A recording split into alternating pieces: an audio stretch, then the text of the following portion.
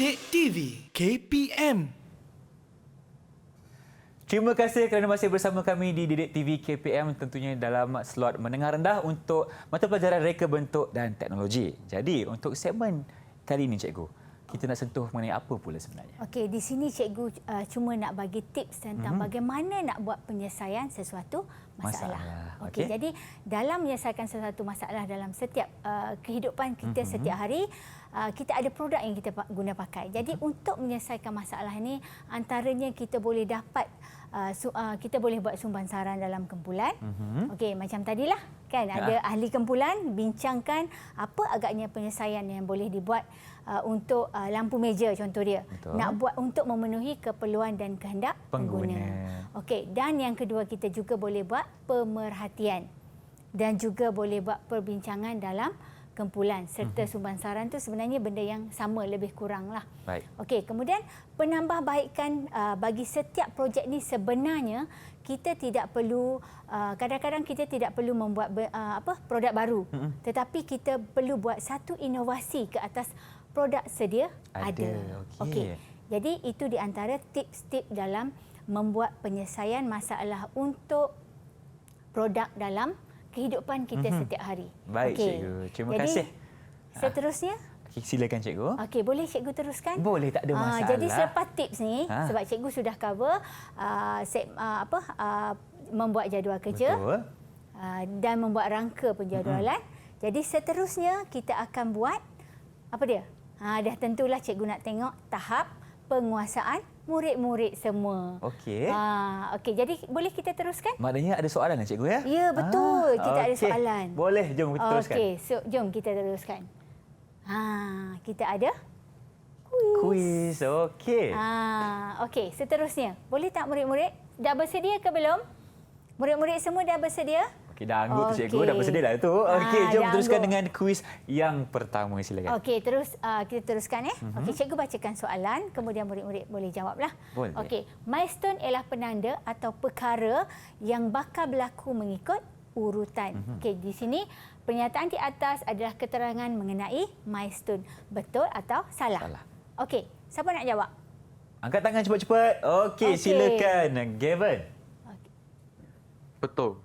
Betul. Gavin, betul. Okey, ada lagi yang nak jawab? Okey, Liana. Betul. Okey, betul. Boleh kita semak jawapan? Boleh cikgu, jom. Okey, seterusnya. Okey, baik. Jadi jawapannya betul, 3 bintang. Okey, seterusnya. Ada lagi soalan kuis? Ya. Jom kita lihat apakah soalannya. Okey, soalan yang kedua ialah langkah ini merangkumi keperluan sumber manusia, bahan dan juga peralatan. Pernyataan di atas menunjukkan garis panduan penjadualan projek. Apakah aktiviti yang sesuai bagi pernyataan di atas? Okey. Murid-murid boleh jawab? Okey, Tash. Boleh teruskan, Tash? C. Anggaran sumber. Okey, seorang lagi boleh jawab? Okey, kalau C. Anggaran sumber. okey, kita tengok. Irfan nak cuba? Irfan pun nak jawab C juga cikgu. Okey, Anggaran kita sumber. tengok. Betul tak? Ya. C juga. Okey. Jawapannya betul. So, 3 bintang. Baik, jom kita teruskan dengan soalan yang ketiga cikgu. Okey, soalan yang ketiga.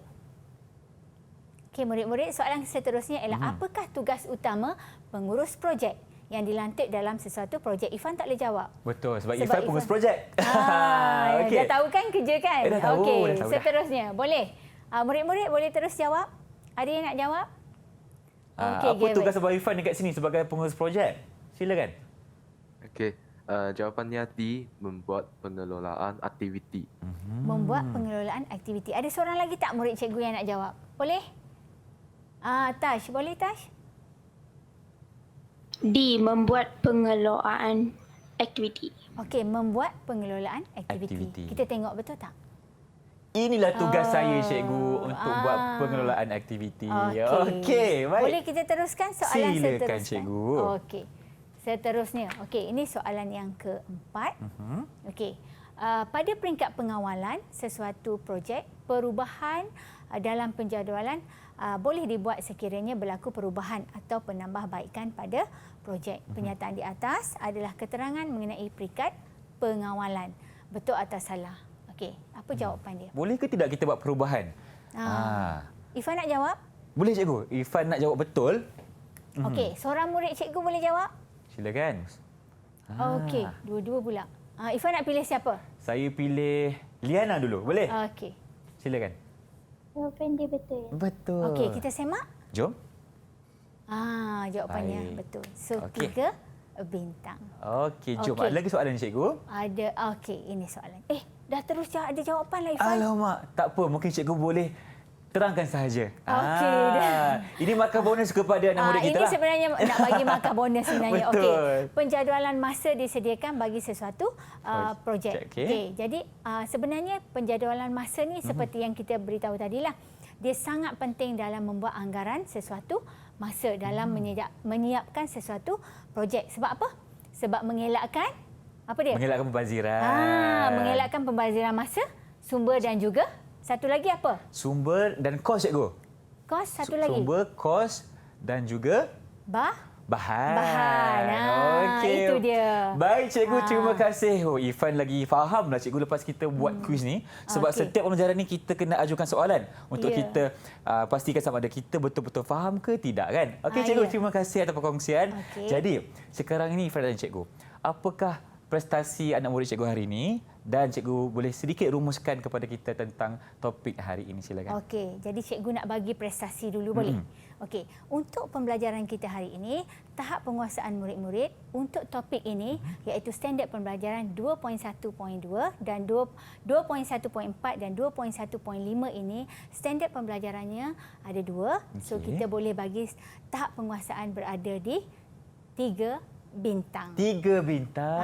Alhamdulillah. Semua orang dapat 3 bintang sebab dapat menerangkan dengan jelas apa itu penjadualan projek. Betul. Dan dapat juga membuat jadual kerja secara sistematik. Sebab tadi pada permulaan cikgu ada terangkan tentang hasil pembelajaran kita pada hari ini ialah murid boleh dapat menyediakan jadual kerja. Betul. Dengan sistematik dan juga murid boleh membuat perancangan projek. Jadi kesemua murid cikgu hari ini ada 4 orang semua sekali termasuk Ifan boleh membuat jadual kerja dan buat perancangan projek. Baik, maknanya cikgu objektif kita kesemuanya tercapai hari ini. Alhamdulillah. Cikgu, sedikit rumusan dari cikgu, silakan. Okey, jadi untuk rumusan daripada cikgu untuk pembelajaran standard pembelajaran hari ini kita telah mempelajari tentang bagaimana nak buat perancangan sesuatu projek secara terperinci.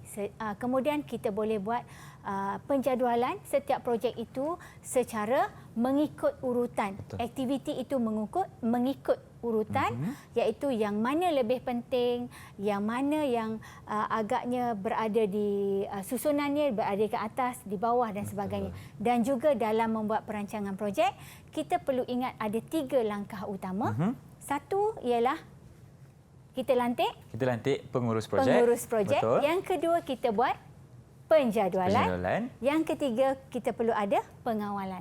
Pengawalan perlu dibuat dari sepanjang proses berlakunya penghasilan projek tersebut. Baik cikgu, terima kasih. Jadi sekarang ini cikgu nak ada sesuatu yang cikgu nak beritahu. Boleh? Apa tu cikgu? Sesi pembelajaran kita hari ini kita boleh dapat bahannya daripada Sumberku. Okay. Betul tak Ifan? Betul tu cikgu. Boleh layari portal Sumberku. Baik cikgu, terima kasih untuk perkongsian ilmu hari ini. Banyak yang kami pelajari dengan cikgu mengenai topik kita iaitu topik kita adalah untuk hari ini rangka perancangan penjadualan projek. Ya cikgu, terima kasih banyak-banyak. Kalau ada rezeki kita berjumpa lagi. Assalamualaikum. Bye bye.